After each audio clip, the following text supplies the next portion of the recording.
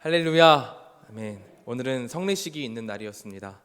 떡을 떼고 잔을 나눌 때 예수님이 우리와 함께 하심을 느끼고 예수님과 교제하는 그런 은혜가 우리 성도님들께 함께 했기를 소망합니다. 오늘의 본문은 우리가 너무나도 잘 알고 있는 엘리야의 이야기입니다. 성경을 읽는 우리는 엘리야 하면은 굉장히 유력하고 굉장한 사람으로 인식을 하죠. 대표적인 구약의 선지자이기 때문에 그가 어떤 기적을 일으켰는지, 그리고 어떻게 바알의 선지자들과 싸웠는지를 우리는 바로 단박에 떠올리며 엄청난 위인으로 생각을 하게 됩니다. 하지만 성경은 사실 엘리야의 등장을 그렇게 신경 써서 기록을 하고 있지 않습니다. 17장 1절은 엘리야의 등장을 나타내는데 이렇게 얘기합니다. 길르앗에 우거하는 자 중에 디셉 사람 엘리야가, 이렇게 간단하게 말을 하죠. 마치 예를 들어서 어디 서울에 사는 동작구민 장건진이가 이런 식으로 굉장히 간단하게 설명을 하고 있는 겁니다. 성경이 이렇게 엘리야의 등장을 간단하게 짚고만 가는 것은 두 가지 이유가 있을 것이라 생각이 됩니다. 첫째로는 엘리야가 그렇게 유력한 가문의 출신이 아니라는 것이겠죠. 엘리야의 조상 중에서 엘리야 위로 그다지 뛰어난 위인이 없었기에 성경은 이것을 기록할 필요를 못 느꼈을 겁니다. 그리고 엘리야의 소개를 간단하게 하는 두 번째 이유로는 그 시대 열왕기서를 기록한 기자가 주목하고 있는 게 엘리야가 아니기 때문일 겁니다.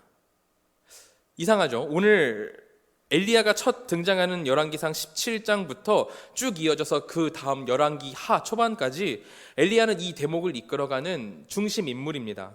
열왕기의 기자는 수많은 지면을 할애해 가면서 엘리야의 시간을 따라가면서 열왕기서를 써내려가고 있습니다.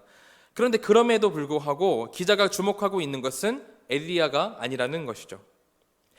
열왕기서의 기자가 엘리야의 작은 이야기들이 하나씩 끝나고 시작할 때마다 뭐라고 적느냐면, 첫 번째로는 여호와의 말씀이 엘리야에게 임하여 이르시되, 아니면은 여호와의 능력이 엘리야에게 임하매, 이렇게 적어놨습니다.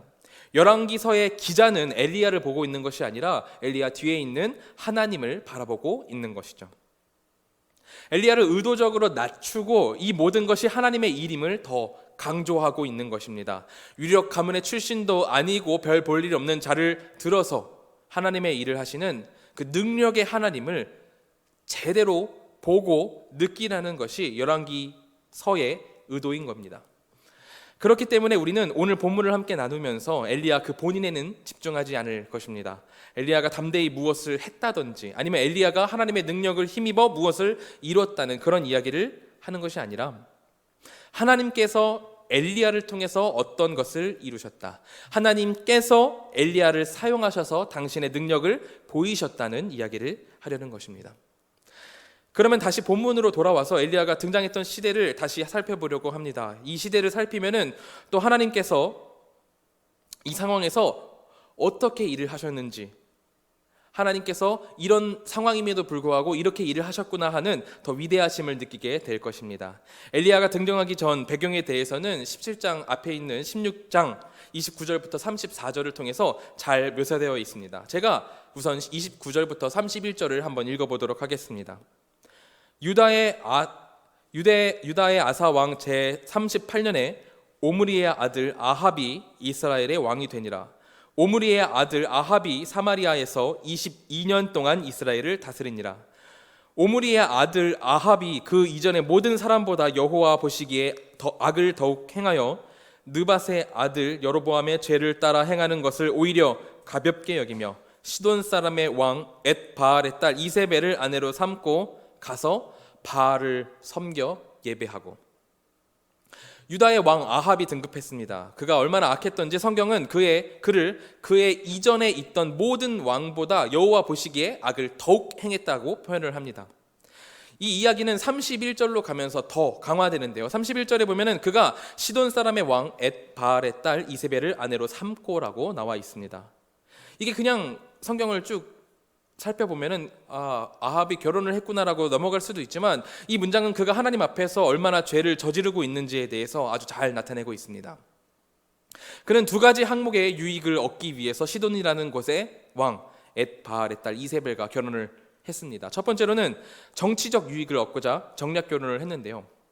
여기 나오는 시돈의 왕 엣바알은 고대 역사가들에 의하면 원래 이방 신의 제사장이었다가 시돈의 정통성 있는 후계자를 살해하고 스스로 왕에 오른 자였다고 말을 합니다. 일반적으로 반역으로 왕권을 잡으면은 그 뒤로 바로 뭐가 따르냐면은 피해 숙청이 뒤따르기 마련입니다. 왜냐하면 정통성 있는 후계자가 왕이 된다는 것은 그 자신이 정통성을 가졌다는 것만으로도 안정된 왕권을 가지게 되지만, 반정을 통해서 왕위를 가진 사람은, 왕권을 가지게 된 사람은 누가 내 뒤통수를 칠지 몰라서 고민하고 걱정하기 때문에 문제되는 자들을 다 숙청하느라, 빨리 죽이느라 이 피해 숙청이 뒤따르는 거죠. 오늘 성경의 엣바알도 마찬가지였을 겁니다. 후계자를 죽이고 자기 스스로 왕에 올랐으니 정치적으로 많이 흔들렸을 거예요. 빈약했을 거예요. 그랬기에 이웃 나라인 남유다의 왕에게 딸을 주어 동맹을 맺고 나라의 왕권을 안정시키고자 했던 거죠. 이런 인간적인 꿍꿍이는 하나님의 나라의 왕인 아합에게도 마찬가지였습니다. 하나님을 믿지 않고 하나님의 길로 가지 않았던 그였기 때문에, 아합이었기 때문에 당연히 정치적인 안정을 꾀했을 겁니다. 그래서 그가 생각할 때 옳아 보이는 이 정략 결혼을 통해서 나라의 안팎의 안정을 꾀었던 겁니다. 그 다음으로 아합이 이 결혼을 통해서 얻고자 한 두 번째 유익은 물질에 관한 것입니다. 본문에 나오는 시돈 왕 엣바알이 어떤 사람이냐면은 이름부터가 엣바알, 번역하면은 바알의 사람, 바알이 그와 함께 한다라는 뜻입니다. 그야말로 바알을 엄청 섬기고 따랐던 자였다는 거죠. 바알이 어떤 신입니까? 비와 폭풍을 주관하는 농사의 신입니다. 이 시대의 농사가 얼마나 중요한지는 우리 성도님들께서도 너무나 잘 알고 계실 겁니다. 농사로 얻는 부가 이렇게 중요한데 한 해 농사가 잘 되고 안 되고를 판가름하는 이 비가 얼마나 중요했겠어요. 그렇기에 아합 왕은 이 중요한 비를 관장하고 농사를 주관하는 이 바알의 제사장이었던 이 엣바알, 이름부터가 바알의 사람인 시돈 왕 엣바알과 친분을 유지하려고 했습니다. 결국 그는 성경에 나온 대로 바알의 총본상과 같은 이 시돈의 공주 이세벨과 결혼을 하고 그녀를 통해서 바알을 소개받고 바알을 섬겨 예배하기 시작했던 겁니다. 유다의 아합 왕은 아예 바알의 신전을 새로 세우고 제단을 쌓으면서 제대로 바알을 섬기기 시작했습니다. 왕이 이러니 백성은 어떠했겠습니까? 하나님께서 선택하시고 세우신 하나님의 백성인데 하나님의 길로 행하는 자들이 없고 하나님의 법을 따르는 자들이 없는 그런 시대가 되었습니다. 16장 34절은 이 시대를 이렇게 요약을 하고 있습니다. 제가 읽겠습니다. 그 시대에 베델 사람 히엘이 여리고를 건축하였는데 그가 그 터를 쌓을 때에 맏아들 아비람을 잃었고 그 성문을 세울 때에 막내 아들 수굽을 잃었으니 여호와께서 눈의 아들 여호수아를 통해서 하신 말씀과 같이 되었더라. 이게 무슨 말이냐면은 히엘이라는 사람이 있었는데 성을 여리고에다가 성을 다시 건축하기로 한 거예요. 그래서 성을 쌓기 위해서 터를 다지는데 갑자기 맏아들 아비람이 죽게 되는 거죠. 뭐가 찜찜하긴 했지만 그럼에도 불구하고 이 사람이 건축을 계속해서 성문을 세웁니다. 이 성문을 세운다는 것은 성을 다 짓고 마지막으로 성문을 만든다는 이야기인데, 마지막으로 이 성문을 세울 때 막내 아들 수굽이 갑자기 죽었다는 이야기입니다. 여리고의 성을 짓는 처음에 맏아들이 죽고 마지막에 막내 아들이 죽는 일이 일어났다는 거죠. 이것은 여호수아가 가나안 땅을 정복하기 위해서 가나안 땅에 와서 여리고를 정복할 때 내렸던 여호수아의 저주에 기반한 내용입니다. 여호수아는 여리고를 정복하면서 여리고에 이렇게 저주를 내렸습니다. 여호수아 6장 26절인데요. 제가 읽겠습니다. 누구든지 일어나서 이 여리고 성을 건축하는 자는 여호와 앞에서 저주를 받을 것이라. 그 기초를 쌓을 때에 그의 맏아들을 잃을 것이요 그 문을 세울 때에 막내 아들을 잃으리라 하였더라. 하나님께서는 여호수아를 통해 여리고를 정복하면서 큰 저주를 내리셨고 이게 온 이스라엘에 널리 퍼졌었습니다. 그런데 이렇게 분명히 적혀 있음에도 불구하고, 나와 있음에도 불구하고, 그렇게 하나님께서 말씀을 하셨음에도 불구하고 지금 히엘이라는 자가 여리고성을 건축했다는 거예요. 다시 건축하려 했다는 겁니다. 이것이 뭘 뜻하는 거냐면은 지금 유다 나라 안에 말씀을 읽고 기억하는 사람이 아무도 없다는 이야기입니다. 여호수아가 하나님이 주신 가나안 땅에 들어가서 첫 번째 공략했던 것이 이 여리고성입니다. 단지 6일에 한 번씩, 하루에 한 번씩 이 성을 돌고 6일 동안 돌고 7일째에는 7바퀴를 돌고 나팔을 불며 소리를 지르자 폭삭 무너졌다는 이 하나님의 놀라운 기적을 경험했던 게 여리고성이었습니다. 몇천 년이 지난 우리가 이 이야기를 읽으면서도 하나님의 능력이 굉장하다는 것을 알게 되고 흥미롭고 정말 놀랍다는 것을 느끼는데, 열왕기 시대의 유다 백성이 이 이야기에 대해서 모르고 있었고, 터를 쌓는 도중에 저주에 따라서 첫째 아들이 죽었는데 옆에서 말리는 자들이 없었다는 건 그만큼 이 시대가 하나님의 말씀을 새하얗게 모르고 있었다는 것을 반증해 주는 거죠. 하나님이 세우신 나라인데 하나님의 말씀을 기억하는 자가 아무도 없었더라는 겁니다. 이런 시대에 하나님께서 엘리야를 세우신 겁니다. 아무도 하나님의 말씀을 듣지 않고 귀를 기울이지 않는 이 때에 하나님께서 일을 시작하고 계신 것이죠. 하나님은 엘리야를 시켜 아합 왕에게 보내십니다. 그리고는 엘리야를 통해서 이렇게 말씀을 하시죠. 17장 1절입니다. 디셉 사람 엘리야가 아합에게 말하되 내가 섬기는 이스라엘의 하나님 여호와께서 살아계심을 두고 맹세하노니 내 말이 없으면 수년 동안 비도 이슬도 있지 아니하리라 하니라. 하나님께서는 아합에게 엘리야를 보내셨습니다. 그리고 너희에게 비가 없을 것이라고 이야기를 하시죠. 아까 좀 전에 이야기했듯이 아합은 인간적인 목적을 이루기 위해서 이세벨과 결혼을 했습니다. 바알신을 데려와서 섬기기 위해서 이세벨과 결혼을 했죠. 바알신이 비를 주관하는 농사의 신이기 때문에 비를 많이 내려서 풍작을 이루려는 속셈으로 결혼을 했던 겁니다. 그런데 하나님께서 그 아합에게 바로 선포하시는 겁니다. 아합, 너가 비를 더 내리기 위해서 바알을 섬기고 제사단을 만들어서 제사를 하고 있지. 두고 봐. 바알이 비를 주관하는 게 아니야. 누가 진짜 신인지 똑똑히 봐도. 이렇게 선전포고를 하고 계시는 겁니다. 실제로 며칠이 지나고 비는 내리지 않았습니다. 시내가 마르고 온 땅의 물이 사라지기 시작했어요. 그러자 하나님은 엘리야에게 임하셔서 이번에는 이렇게 말씀을 하십니다. 9절입니다. 너는 일어나서 시돈에 속한 사르밧으로 가서 거기 머물라. 내가 그곳 과부에게 명령하여 내게 음식을 주게 하였느니라. 하나님께서는 엘리야더러 시돈으로 가라고 명령하셨습니다. 여기서 재미있는 부분은 제가 아까 말씀드렸다시피 시돈이 어디입니까? 앳바알, 아합의 아내 이세벨의 고향입니다. 바알 신의 본거지인 거죠. 평범한 이 같으면은 적들이 득실거리는 이 홈그라운드로 들어가는 일은 하지 않을 겁니다.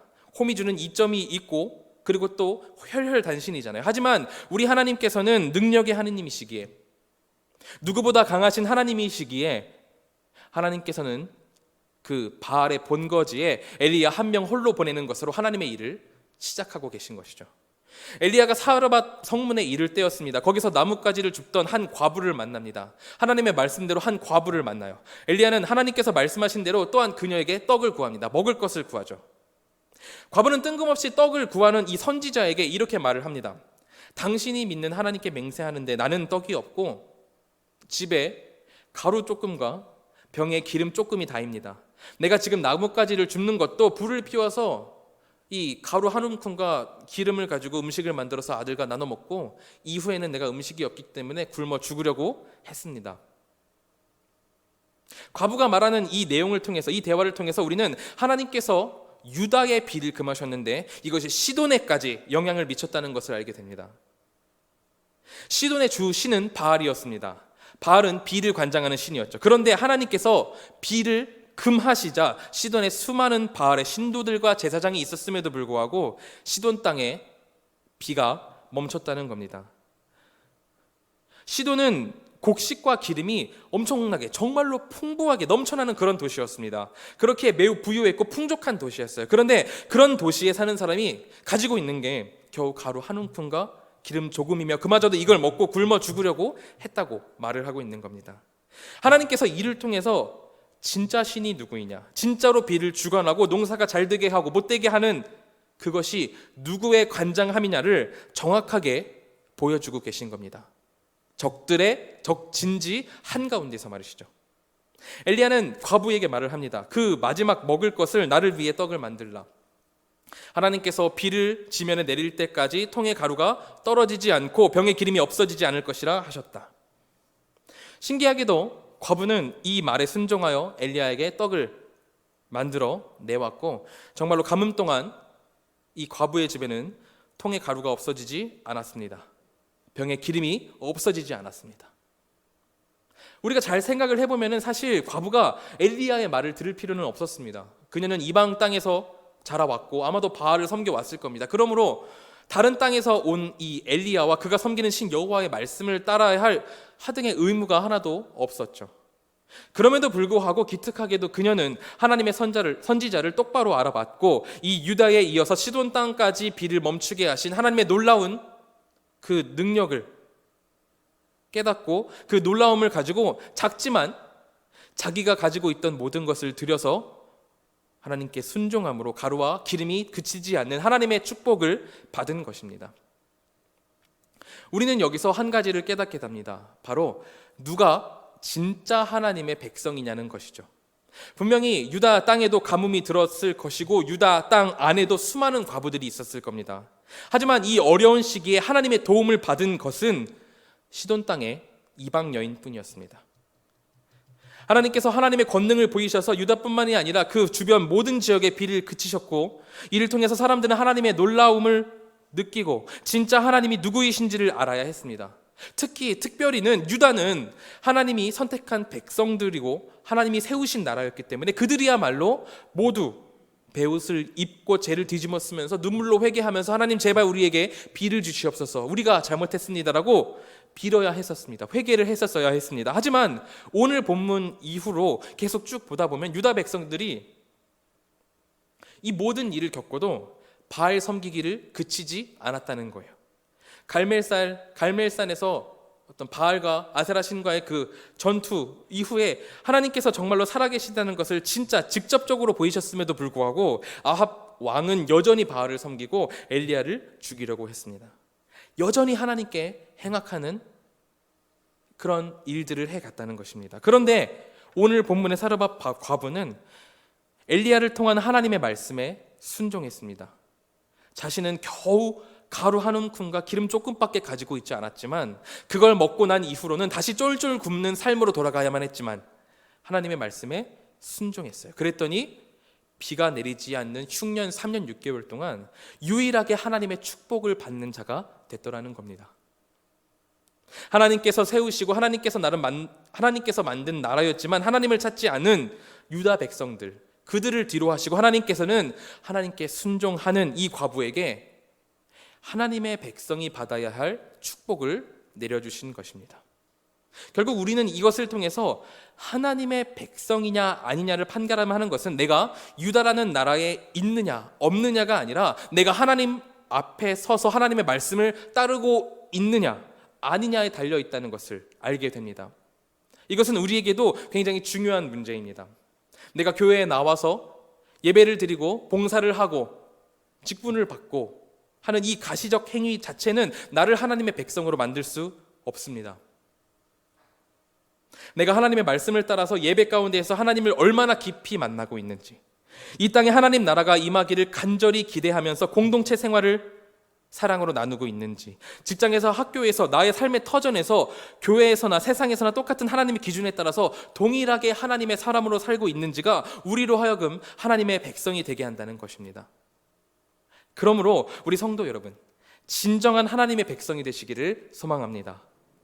유다의 왕과 백성들은 자신들이 이 공동체에 속해 있다는 그것 하나만으로도 하나님의 선택받은 자들이라고 착각하고 하나님의 길을 떠났습니다. 하지만 실제로 하나님에게 중요한 것은 땅, 나라가 아니었습니다. 중요한 것은 그 사람이 얼마나 하나님의 말씀을 따르고 있는가였죠. 그러므로 우리의 모든 것이 하나님의 말씀을 따른 것이 되기를, 그리고 하나님의 의도대로 우리의 맡은 바들을 해나가는 우리의 삶이 되기를 소망합니다. 다시 본문으로 돌아와서 살피면은 엘리야와 과부가 이런 가루와 기름에 대한 기적을 경험하고 있는 그 도중에 갑자기 과부의 아들이 병이 들어서 죽고 맙니다. 그러자 과부는 엘리야를 이렇게 비난을 합니다. 17장 18절입니다. 하나님의 사람이여, 당신이 나와 더불어 무슨 상관이 있기로 내 죄를 생각나게 하시고 또 내 아들을 죽게 하려고 내게 오셨나이까.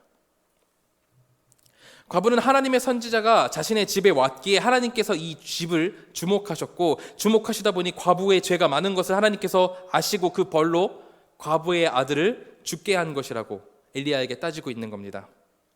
하나님에 대한 교육을 받은 적도 없고 하나님이 누구이신지를 잘 모르는 이방 땅의 과부이기에 이런 반응을 보이는 것은 어쩌면 당연하다고 할 수도 있습니다. 하지만 하나님께서 실제로 그런 분이신가요? 아니시죠. 그런 분이 아니십니다. 하나님은 죄를 생각나게 하시고 죽이시는 죽음의 신이신가요? 아니면은 죽음을 극복하는 생명의 신이신가요? 오늘 하나님께서는 이 바알의 중심지인 시돈에서 진정으로 생명을 주관하고 다스리는 신이 누구인지를 온 천하에 밝히고 계시는 겁니다. 엘리야는 과부의 아들을 데리고 하나님께 기도를 했고 하나님은 아들을 다시 살리셨습니다.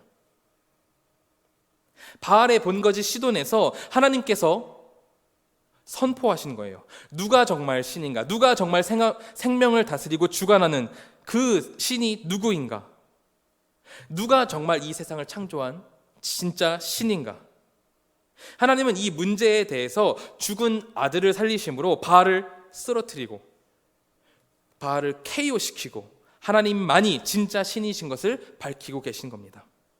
여인은 이 놀라운 광경을 목격하고 이렇게 고백을 합니다. 오늘의 본문이죠. 24절입니다. 우리 함께 다시 한 번 더 읽어볼까요? 시작.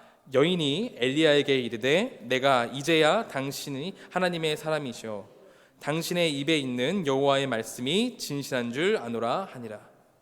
내가 이제야 여호와 하나님을 깨달았다는 겁니다. 내가 이제야 여호와 하나님이 어떤 분이신지를 깨달았다는 거죠.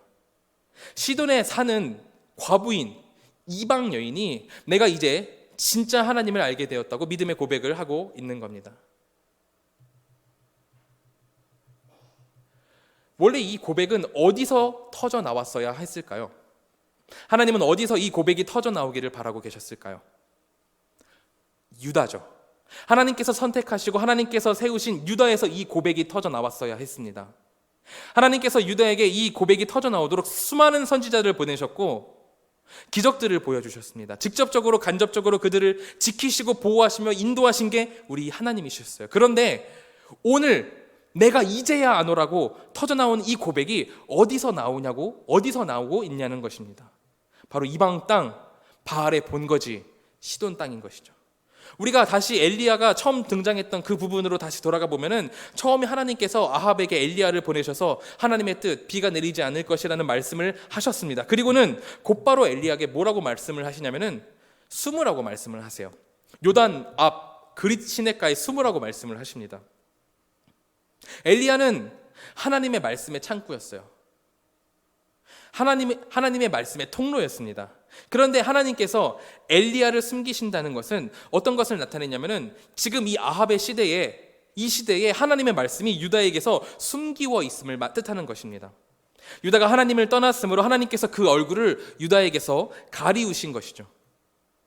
그러면 이렇게 하나님의 말씀이 숨기워 있다면, 나의 죄로 인해서 하나님의 말씀이 숨기워 있다는 것을 우리가 깨달았다면은 우리는 어떻게 해야 될까요?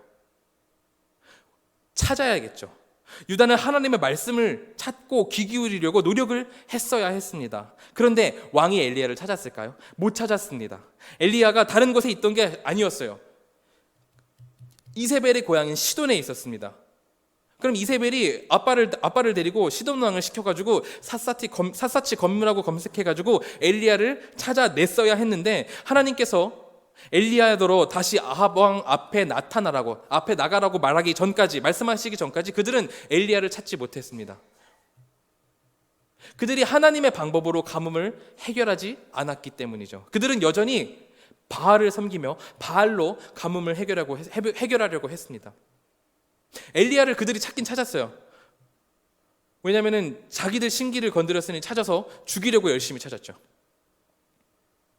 엘리야가 하나님의 말씀이기에 그 말씀을 듣고 회개해서 원상복구를 시키기 위해서 엘리야를 찾아도 모자를 판에 해결은 세상 방법대로 하려고 하고 자기들 방법대로 하려고 하고 엘리야에게는 복수를 하기 위해서 뒷조사를 하고 있는 이들의 모습이 눈은 있으나 보지 못하고 귀는 있지만 듣지 못하는 그런 모습을 나타내고 있는 것입니다. 하나님의 말씀을 앞에 두고도 깨닫지도 못하고 찾지도 못하는 그런 모습인 것이죠. 우리 또한 이것을 기억하고 주의해야 합니다.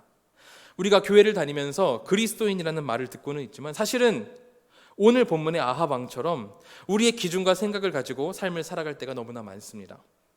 우리의 유익을 위해서 이세벨을 왕비로 세우고 물질적인 풍요를 위해서 바알을 섬기듯 하나님의 기준, 하나님의 말씀대로 살아가는 것이 아니라 세상적인 기준과 풍요를 위해서 달려가는 우리의 모습을 발견하곤 하죠. 물론 잘 먹고 잘 사는 것이 문제가 된다는 것은 아닙니다. 하나님께서 우리에게 이 세상을 주셨고 하나님께서 주신 세상을 하나님께 감사하며 즐기며 사는 것도 중요한 일일 겁니다. 하지만 잘 먹고 잘 사는 것에 눈이 멀어서 하나님을 바라보지 못하게 된다면 그것이 문제가 된다는 거죠. 우리를 잘 살게 하는 그 수단 자체가 목적이 되면 안 된다는 것입니다. 그러므로 우리 성도 여러분, 하나님의 말씀에 순종하고 진정으로 이 세상을 다스리시는 분이 누구이신지를 참으로 알고 내가 알았습니다. 우리 하나님이 참 하나님이다라고 고백할 수 있는 우리가 되기를 소망합니다. 시돈 땅의 과부는 왕도 아니었고 가진 게 없는 불쌍한 이였습니다. 그럼에도 불구하고 흉년이 든 3년 6개월 동안 하나님의 은혜를 홀로 누린 사람은 시돈의 과부 한 사람이었습니다. 그녀가 하나님께 순종함으로 진짜 생명을 주관하는 이가 누구이신지를 알고 그것을 알고 고백함으로 왕도 누리지 못하는 엄청난 영광을 홀로 누렸던 것이죠. 이제 내일 새로운 일주일이 시작됩니다. 세상에 나가면 왜 그렇게 부러워할 것도 많고 세상이 말하는 기준들도 많아서 우리의 머리가 복잡해지는지 잘 모르겠습니다.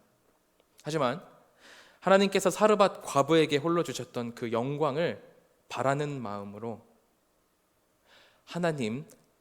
우리 하나님만이 진짜 하나님이시고 세상의 주관자이시며 세상을 다스리는 분이십니다라고 고백하며 하나님의 말씀대로 사는 우리가 되기를 소망합니다. 그때에 우리가 하나님께 잘하였다 칭찬받는 그런 하나님의 백성 될 줄로 믿습니다.